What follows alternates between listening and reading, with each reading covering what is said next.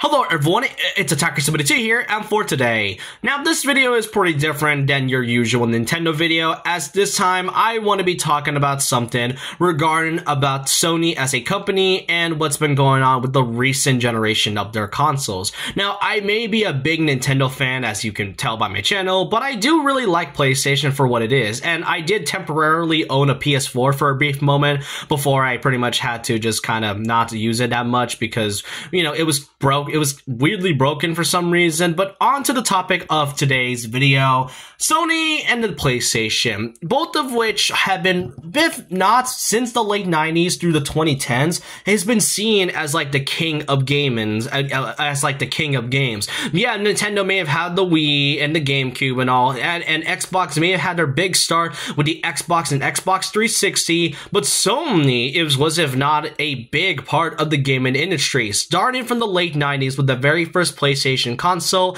It started as a big hit with the very first two iterations of the console itself, with the PS1 and the PS2, which not only acts as a game console, but also your personal DVD player. And throughout the decades, Sony has been, if not a huge impact on the gaming industry. Some would say that it was better than what Nintendo had to offer in the 2000s and the 2010s. As very subjective and controversial as it is, you won't admit that this was indeed a big thing for the gaming industry. But in the 2020s, it felt that ever since the PlayStation 5 had come out, Sony has been I wouldn't say more notably losing a lot of their touch of what the games they had, what's been going on with their consoles, and why, you know, a lot of people just don't have much to say regarding about the PlayStation, and what I would mostly like to call, which you can see from the title of the video, the incompetence and inconsistencies of Sony and the PlayStation. Ever since the release of the PS5 back in 2020, things have been starting to be more noticeable with Sony's biggest selections and what have they been doing, both in a gaming standpoint and a financial business standpoint. And really, what exactly has been happening with Sony as of recently? Well, first of all, one of their biggest releases that came out, and really, I want to be going through so much of their inconsistencies and pretty much seen as, you know, I wouldn't really say this is like a downfall of Sony. It's just more so a way of how much they sort of degraded, how much they show off in the gaming industry. First of all, about a month ago, the PS5 had recently released the game Astro Bot, and while I don't own a PS5, unfortunately, because, you know, it's really expensive every time I go by and see one, pretty much Astro Bot was a game that I honestly find enjoyable from what I've seen from gameplay. It feels like a mix of Mario Galaxy and some puzzles within it, and it's a pretty fun game from a gameplay standpoint. And I am glad that it's being critically reviewed very, very well from reviews and Metascores and all, and also from the players and from like the casual fan base. People like Astro Bot, and I enjoy that for what it is. But really, Astro Bot being here to be exact is a big reason as to why I want to talk about this. That being the first example, the lack of IPs. Now, you know how so many people on Twitter or just anywhere on the internet tend to say that, the PS5 just has no games or anything else. And while it may come off as a joke a bunch of times and may really be hilarious, I just really need to say that at some point, it is indeed true. The PS5, in terms of no games, because they're not saying as no games, like there's just no games on the PS5 at all. They're saying that there hasn't been truly big exclusive series or any games that are exclusive to the PS5 at all. And really, it's becoming way more true as every year we've been seeing games that have either been remastered, ported, or just flat out just made for whatever the reason, while not also appeasing the old Sony fan base and their old series. Because, you know, Sony back then used to actually have their own personal gaming series. Like, we got things like Jak and Daxter, Ape Escape, Parappa the Rapper, Gravity Rush, Medieval, and the two most notable ones, that being Sly Cooper, and the most recent example of a comparison between Astro Bot being Little Big Planet, which I did play a few times. I think it was the third game, and I could definitely see some similarities between Little Big Planet and Astrobot. I can see that really, but I'm mentioning this for a reason, because recently there has been some claims from Sony, from interviews and such as, for example, this IGN article saying that Sony claiming that there is a lack of competition, which, I mean, given the fact that they said this is kind of funny when you've, been seeing what they've been doing recently. And the most notable one, that being the fact that the Sony CFO, Hiroki Totoki, has stated that they don't have enough original IPs. And I say this for a good reason, because them saying that while also having barely touched their old franchises back then is kind of strange to see. I mean, yeah, some of those games have been fully ported onto the PS5 store or the PlayStation 4 store and all, but really, when is the last time Sony or any of the other game developers ever touch any of their old franchises? Like, I mentioned Astrobot for a reason, because really, Astrobot is a way to kind of commemorate and to celebrate Sony's past history of the games that basically made them what they are today. Because let's be honest, even though the PS1 and the PS2 were great games, were like great consoles back in the 90s and the 2000s, let's be honest, those consoles would never be great if it wasn't for the main IPs that basically boosted their own reputation as a gaming company. And while I do appreciate Astrobot referencing many games that they haven't really mentioned and haven't really, talked about or even, used in years, seeing them in Astrobot just feels kind of strange. And it feels like a way for me personally that, it's basically Sony's way of saying, hey, we haven't forgotten about the series, we just decided to cameo them in this game, so we haven't really forgotten about them. You know that one Smiling Friend episode in Season 2, like the very first episode? That's pretty much how I describe what Astrobot fully is. It's a game, while I really can enjoy and mostly see from a gameplay standpoint and a casual fan base, from a casual fan base perspective, seeing all these franchises and being here kind of makes me think Sony just wanted to add these because they want to say that they haven't fully forgotten them. And I say original IPs for a good enough reason, since, God of War is still doing pretty well. But then we also got The Last of Us, which, let's be honest, seeing this is a big example of Sony's inconsistency of original IPs. The Last of Us Part 1 had been remastered at least twice. Once on, I think, on the PS4, and then again on the PS5. And then just recently, The Last of Us Part 2 had just gotten remastered this year, which is crazy to me. And then we get to the most recent example, that being Horizon Zero Dawn, which came out like a couple years ago, but then it's now getting remastered once again.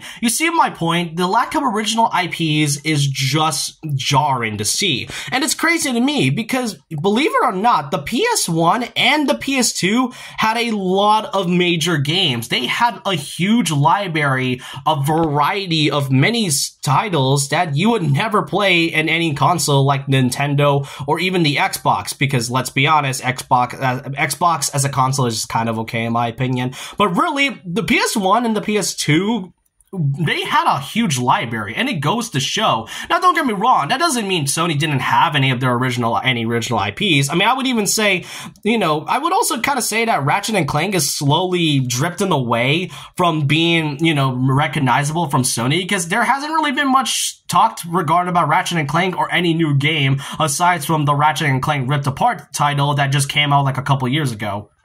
I mean, heck, even though some games were remakes and poor remasters back in the PS4, the PlayStation 4 had at least a big library at the time, which really goes to show how big they were. So it's weird how the PS5 barely has any original IPs. And it's kind of funny how, we had, and don't get me wrong, there are games that are exclusive to the PlayStation, games such as like Ghost of Tsushima and its upcoming sequel, Ghost of Yotei, but then you also got things like Demon's Souls, which is a PS5 exclusive. The problem is the fact that Demon's Souls is a remake of a game from 2009. So it may be an exclusive, but it's basically a remake of an old game. So I don't know why this is even considered an exclusive when it's mostly a remake.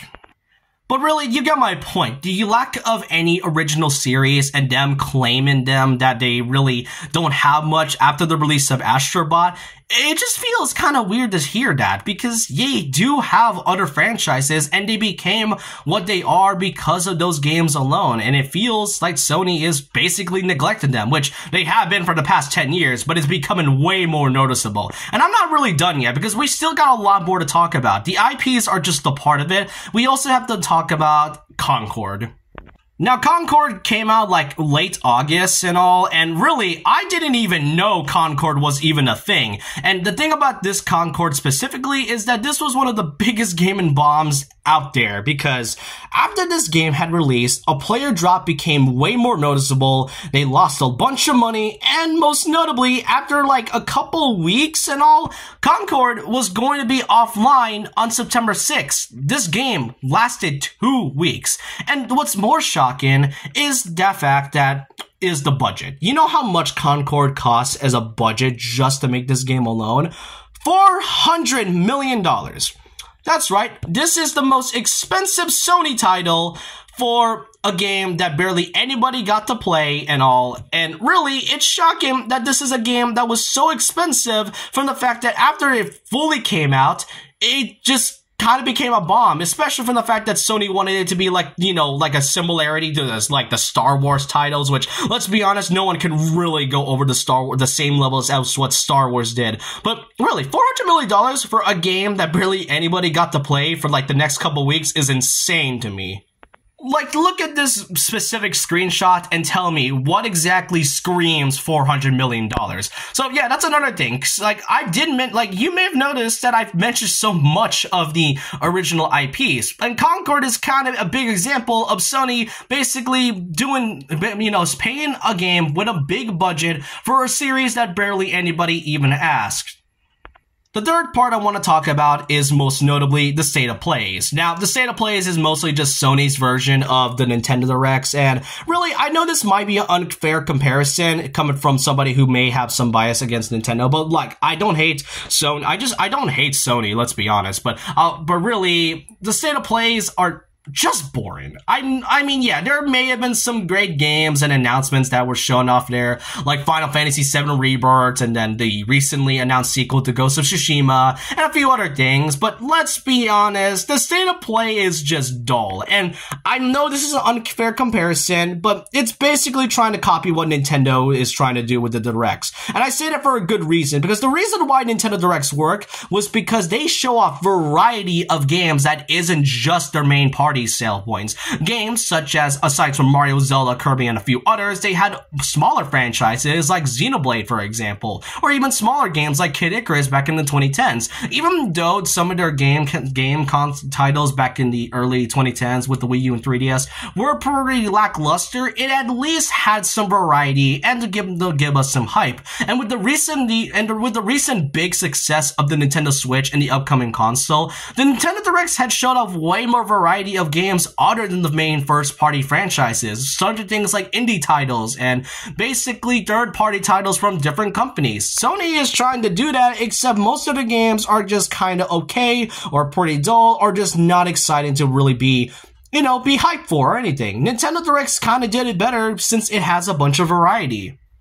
And then the last point I want to talk about in terms of Sony's inconsistency, that being the PS5 Pro. Now look, people have been begging for like the Switch 2 for like basically 7 years at this point, and the PS5 Pro was kind of something I didn't really think they were going to do, or something that I forgot that they were planning to do, but when they revealed the PS5 Pro, yeah, things are not looking great. And I say that for a good reason, because in their first ever announcement, they showed off the price, and the PS5 Pro is $700 US. And that is insane to me. And it's even worse because it is also 700 euros in Canada, and then also 1,019. It was like a bunch of yen, and then, oh my god, yeah, that is really pricey. And you know what's the crazy part about the PS5 Pro? it's the fact that it doesn't have a vertical stand. It does not have a vertical stand, and it's the fact that the PS5 Pro will be releasing next month on the 7th of November, and it's coming from the fact that it's a digital-only console. That's right, you can't play physical games. You see, there's a reason why people prefer physical games over digital. While digital may be convenient, physical copies and, you know, the whole thing of retail is the reason as to why Nintendo does it way better with physical things. And I'm not trying to hate on Sony. I'm saying this right now. And the thing about it is that there is a disc drive that you can actually get. But the problem is the disc drive is, you know, separate and you have to pay $80 for it. So combining the main PS5 Pro and then the disc drive, then it comes up to a total of almost $800. I don't even want to sell my kidney just to buy this console. And I don't even have the original PS5. If anything, you better go off with just getting the regular PS5 if you rather just not get the Pro. And what's really the difference between both the PS5 Pro, the regular PS5, and then the Pro version? Well, this screenshot shows it up pretty well, and yeah, there really isn't much difference. Yeah, they did claim they have a better GPU and all, and may run games way more faster, but really, I don't think it's really worth the console pricing at all. I mean, even then, the original PS4 had a kind of decent price, even though it was pretty expensive, but the PS5 Pro, just being $700, might as well make a PC at this point. And really, that's kind of goes to show of how much Sony has slowly losing kind of what made them special to begin with. Back then, they were seen as the biggest part of the gaming industry and was a huge impact on consoles alone with so much variety. Nowadays, it seems PlayStation is slowly losing for what it is. And look, as I've been claiming, I am not trying to hate on Sony. If anything, I do like some of the PS5 games and the PS4 games that they've offered back then. The problem is that my biggest issue regarding about it is how inconsistent they have been, and along with how their business model is. Like, their business decisions have not truly been great. And it's kind of weird to me since, you know, we went from games like, you know, Concord shutting down, and then afterwards we then get Astrobot, which was a big success, and then suddenly we got, you know, the PS5 Pro being announced, and now people are saying this. You see my point? Sony is trying to hold a grasp, and they're trying their best to, you know, be what they used to be. But it's going to take some time until maybe in the future, when they're ever going to be the same Sony as we used to know. If anything, I do hope that Concord is a wake-up call for them to at least put in some effort onto their games instead of just remastering or remaking any of the same old games that were released in the 2010s. But I want to know your thoughts and opinions down below about this. What do you all think about the inconsistencies about Sony and the PS5? Do you think they are, you know, there's more room for them to improve, or do you think Sony is slowly digging its own grave? Let me know your thoughts and opinions down below about this. And so with that, leave a like, comment, subscribe, hit the notification bell for more videos, follow my Twitter, and I'll see you guys next time. And remember this, once a legend, always a legend.